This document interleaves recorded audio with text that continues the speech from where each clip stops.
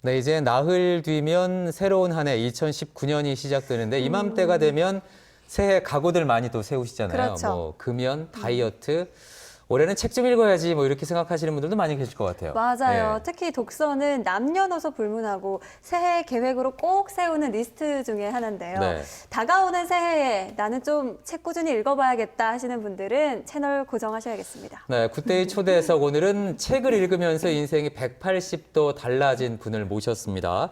일일책의 저자 장인옥 작가와 함께 할게요. 안녕하십니까? 네, 안녕하세요. 어서 오십시오. 네, 여러분 들으셨죠? 네. 일주일책이 아니라 일일일책입니다. 예. 작가님 진짜 하루에 한 권을 읽으시는 거예요? 네네. 제가 2011년도 39세 생일날부터 책을 읽기 시작을 했는데요. 처음에는 이제 하루에 한 권씩 해서 365권을 읽어야겠다. 이렇게 목표를 세우고 읽었는데 네. 책을 읽다 보니까 너무 즐겁고 행복한 거예요. 그래서 3년 동안 1000권 독서를 넘겨서 현재 7년 이상 지금 책을 읽어오고 있습니다. 와. 7년 동안 하루 한 권이라 사실 좀 믿기지는 않는데 그러면 전업주부일까? 하루 종일 책만 보나? 그것도 아니잖아요. 일을 하고 계신 분인데 하루에 한 권의 책을 읽는다. 잘 안 믿겨서 저희가 뭘 가지고 나오신 걸 제가 봤어요. 근데 여기 보니까요. 2011년 8월 26일부터 시작이 됐습니다. 그래서 앞에 이제 1년 번호가 쭉 있고 뒤쪽에 날짜가 있는데 정말 하루에 한 권씩 책을 쭉 읽으셨어요. 근데 얇고 가벼운 도서만 있는 게 아니고 철학서도 있어요. 맞아요. 뭐 쇼펜하우 이런 것들은 사실 두고두고 읽어야 될 것 같은데 하루 만에 이것을 다 읽으시고 뒤쪽에 보니까 그냥 책 읽은 것만이 아니라 이렇게 정리를 또 쭉 하셨어요. 필사를 또 다 하셨어요. 필사하고 우와. 어떤 내용인지 정리해서 느낌까지 적으시고 뒤쪽에 이렇게 그림까지 코끼리하고 잘 안 보이죠? 예. 코끼리도 있고요. 돼지, 암돼지도 있어요. 얘네들이 뭘 하나 봐요. 뭐 이런 것들이 이제 적어서 책의 내용을 정리를 하시는데 와 이게 이제 다 목록이에요? 네, 초창기에는 이렇게 노트에다가 이제 많이 필사를 했었고요. 예. 이제 근래에는 이제 SNS를 통해서도 많이 이제 블로그나 이런 걸 통해서 작성을 하고 있어요. 주로 어떤 것들? 제가 뭐 간략하게 말씀은 드렸지만 이 네. 노트 안에 어떤 것들을 적으시는 거예요? 주로 책을 읽으면서 이제 책 속에 와닿는 글귀 같은 걸 필사를 했고요. 그리고 느낌이나 각오 같은 것도 밑에 짧게 적어놓고 했었습니다. 그렇군요. 아니 예. 이렇게 보니까 이 자체가 한 권씩 다 책인 것 같다는 생각이 그러네요. 들면서 예. 얼핏 또 이렇게 보니까 책을 많이 읽는 것도 읽으시지만 이 장르가 굉장히 다양한 것 같아요. 책을 네. 고를 때 이렇게 어떤 기준이라든지 그런 게 있어요? 장르를 따로 이렇게 뭐 가리지는 않았고요. 네. 초창기에 책을 읽으면서 다양한 책을 읽어야 되는데 어떤 책을 읽어야지 이런 생각이 들었었거든요. 근데 먼저 독서하신 분들의 독서 목록을 참고를 해서 책을 읽어가기 시작을 했고요. 읽으면서 또 그 당시 힘든 상황이 있었기 때문에 저한테 이제 힘든 역경을 이겨낼 수 있는 책 위주로 또 아. 집중적으로 읽어갔습니다. 그렇군요. 네, 아, 예. 진짜 이쯤 되니까 책을 읽게 된 계기가 좀 궁금해지는데 방금 또 뭐 어려운 일이 있으셨다고 했잖아요. 뭐 그 네네. 일을 계기로 읽기 시작하신 건가요? 네, 맞습니다. 그 IMF 시대였는데요. 저희 가정도 그 피해갈 수가 없었어요. 남편이 갑자기 실직을 하게 된 거죠. 그래서 저는 이제 뭐 곧 지나가겠지라고 안일하게 생각을 했는데 그 시간이 점점 더 길어지기 시작을 한 거예요. 처음에 남편이 이제 노력을 했었거든요. 뭐 안 하던 일도 하고 뭐 운수업, 뭐 공장에도 다녀보고 뭐 운수업도 하고 뭐 여러 가지 일을 시도를 했는데 재기에 좀 실패를 했었고요. 그렇게 하면서 집에 안주하는 시간이 이제 길어지기 시작을 했죠. 그 생활이 굉장히 이제 힘들어졌거든요. 통장의 잔고도 이제 바닥을 드러내고 쌀통의 쌀도 바닥을 드러내고 굉장히 힘들었습니다. 그 당시에 아이가 26개월이 되던 때였는데 제가 도저히 안 되겠다. 이렇게 손 놓고 있을 일이 아니다. 해서 직업 전선에 제가 직접 뛰어들기 시작을 했는데요. 사실 뭐 주부로 지내다가 사회에 나가 살 수 있는 일이 많지가 않았어요. 예. 아이도 어렸기 때문에 시간을 좀 할애할 수 있는 그나마 영업으로 시작을 해서 차츰차츰 이제 뭐 백화점이나 마트 같은데 이제 서비스업으로 이렇게 옮겨 다니면서 일을 했는데 여러 가지 상황이 굉장히 열악했어요. 환경도 열악했지만 중요한 건 제 마음이 더 열악한 상태였죠. 일을 마치고 집에 돌아오면 남편을 보면 화가 나는 거죠. 아. 그래서 화를 분출을 하고 스트레스를 받고 하니까 이제 건강에 이상 신호가 오는 거예요. 위장장애가 이제 심해지면서 좋아하는 커피도 한 잔 못 마시게 되고 또 이제 머리에 원형 탈모가 500원짜리만 2만 원형 탈모가 생긴 거예요. 아, 이래서 안 되겠다.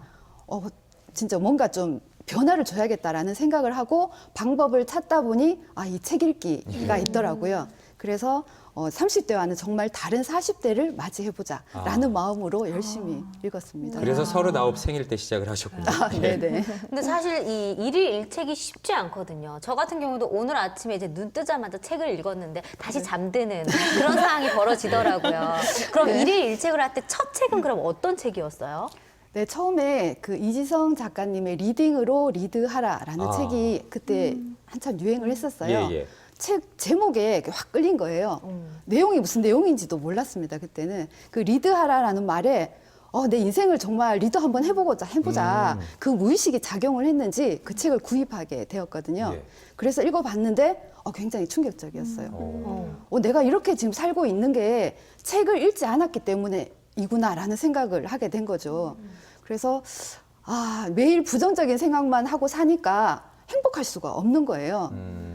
생각을 바꾸고 말과 행동을 바꿈으로써 인생까지 바꿀 수 있겠다라는 예. 생각을 하게 되었습니다. 예, 리딩으로 리드하라. 많은 분들이 아마 이 책을 읽으셨을 것 같습니다. 정말 베스트셀러였으니까요. 그럼에도 불구하고 거기서 뭔가를 얻어서 책 속에 이제 길이 있다는 걸 깨달으신 거잖아요. 근데 네. 뭐 거듭 말씀을 드리지만 하루에 한 권 읽는다는 게 이게 보통 일이 아니거든요. 그러니까요. 지금 이제 습관이 되셨겠지만 힘들지는 않으셨어요? 처음에는 힘들었습니다. 저도 1년에 한 권도 정말 책을 읽지 않던 사람 중에 한 명이었고요. 그 당시에 이제 워킹맘으로 일도 했었고 엄마로서 주부로서 하나도 뭐 이제 책임감 있게 놓칠 수 없는 부분이었고요. 책을 읽기 위해서 시간 확보가 중요했고요. 그렇죠. 예. 예, 시간을 확보하기 위해서 독하게 마음을 먹었습니다. 이제 새벽에 일어나서 읽자 해서 새벽에 일찍 일어나서 읽고 그리고 직장을 이제 이동하는 차 안에서 한번 읽어보자. 처음에 책을 읽는데 멀미가 나고 머리가 어지럽고 막 네, 구토가 날 그렇죠. 지경이더라고요.